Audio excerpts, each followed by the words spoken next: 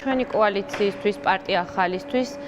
დღევანდელი დღე კიდევ ერთი მძიმე დღების ისტორიაში ჩაეწერება ემოციურად, მაგრამ ამის მიუხედავად ჩვენ გადავდივართ ბრძოლის რაღაც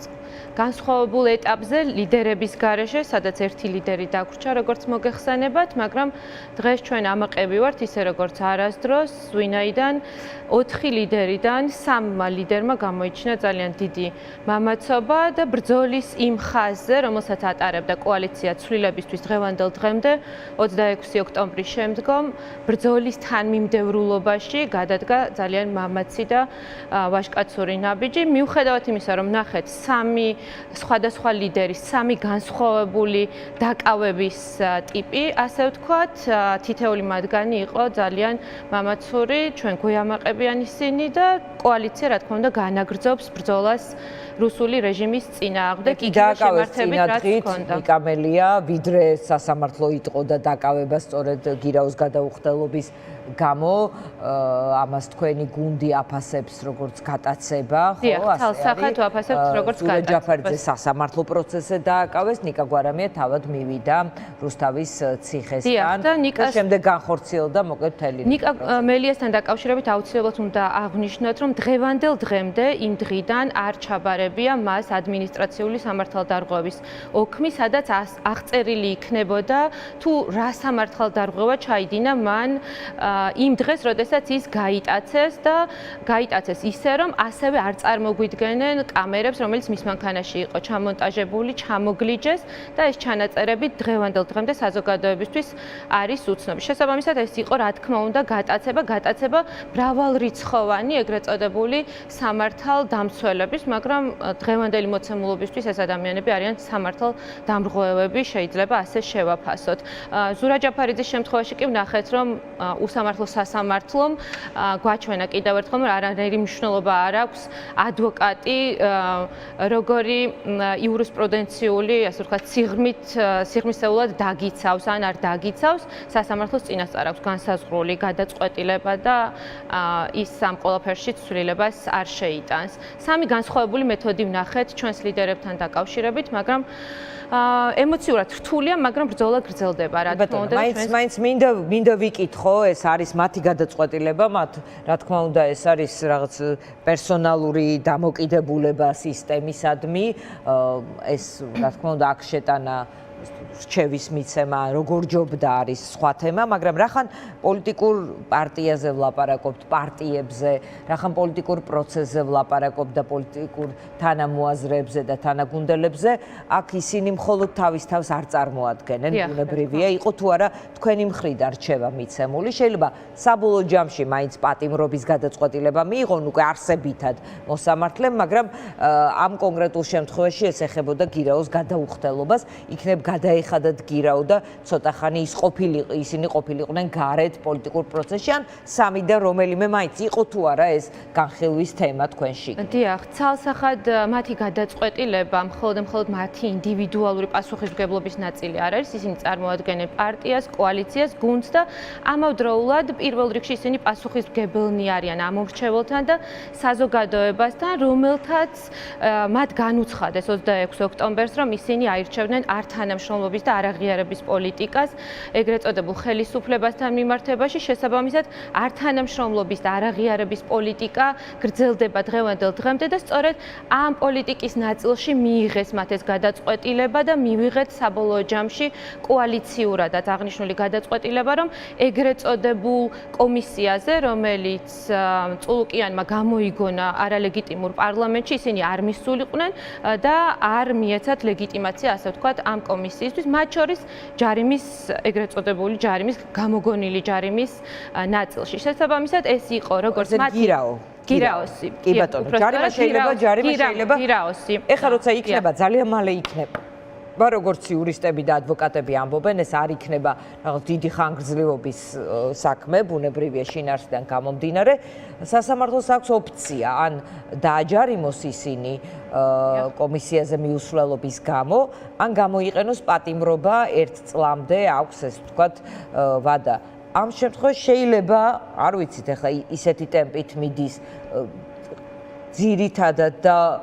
ყველა შემთხვევაში პატიმრობისკენ, რომ შეიძლება პატიმრობა გამოიყენონ, მაგრამ შეიძლება ჯარიმა გამოიყენონ და ისინი ვთქვათ იყვნენ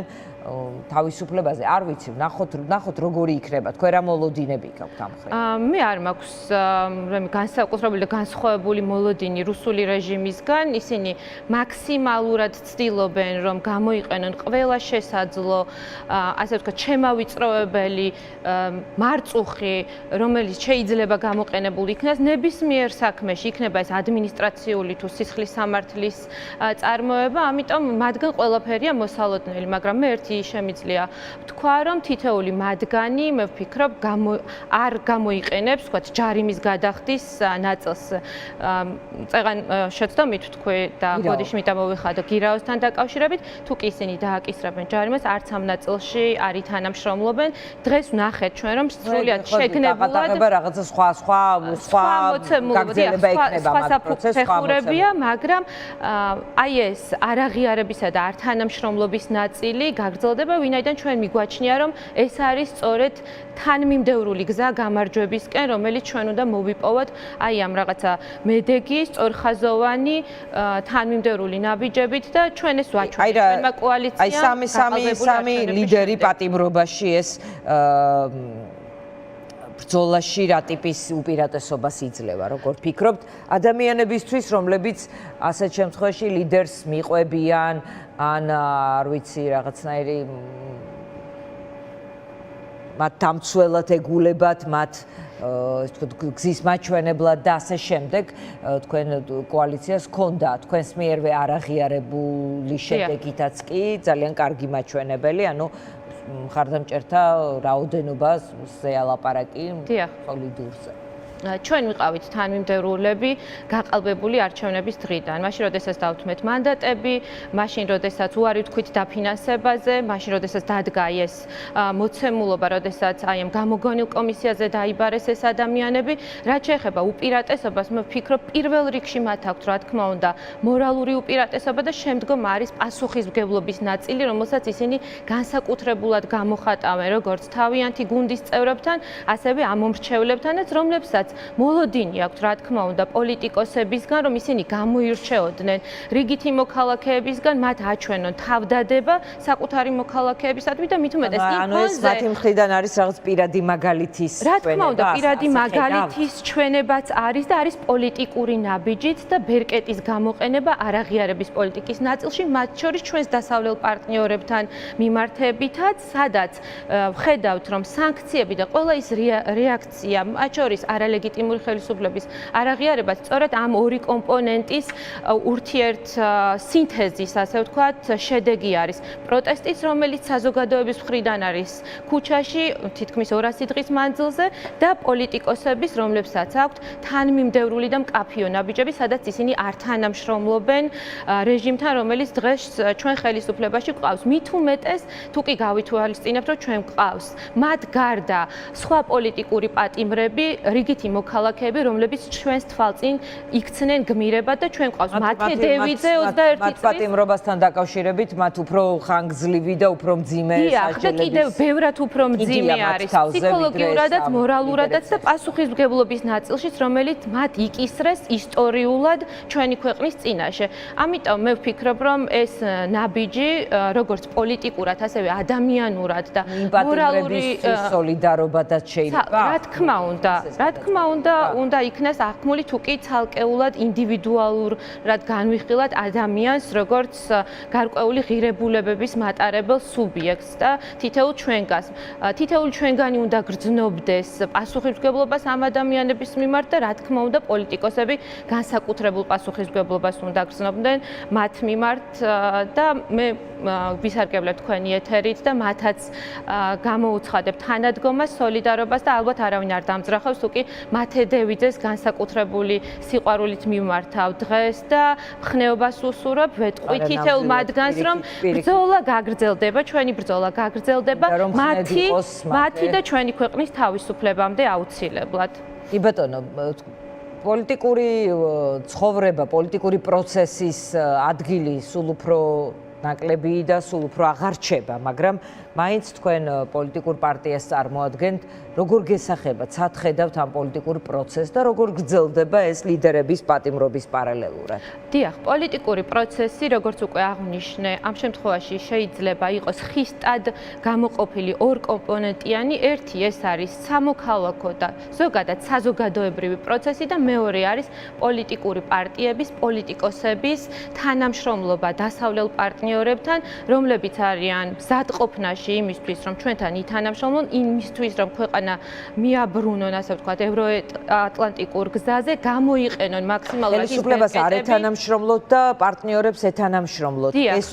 ამ ორი გზის მიღმა თქვენი და საზოგადოების კომუნიკაცია სად არის და ვთქვათ პოლიტიკურ პროცესში. ჩვენი და საზოგადოების კომუნიკაცია მუდმივად გრძელდება, მათ შორის ასევე ადგილობრივი თვითმმართველობის არჩევნებთან დაკავშირებით, როდესაც ჩვენ გვაქვს კომუნიკაცია ამომრჩეველთან, ჩვენ გვაქვს კომუნიკაცია საზოგადოებასთან, ჩვენ ვაკვირდებით მათ განწყობებსაც, გარდა იმისა, რომ ჩვენ გვაქვს ეს დამოკიდებულება, რომ ადგილობრივი არ ცნობთ და არ აპირებთ ამ არჩევნებს. რა თქმა უნდა, ცალსახად, ამიტომ ვახსენე, რომ ეს არის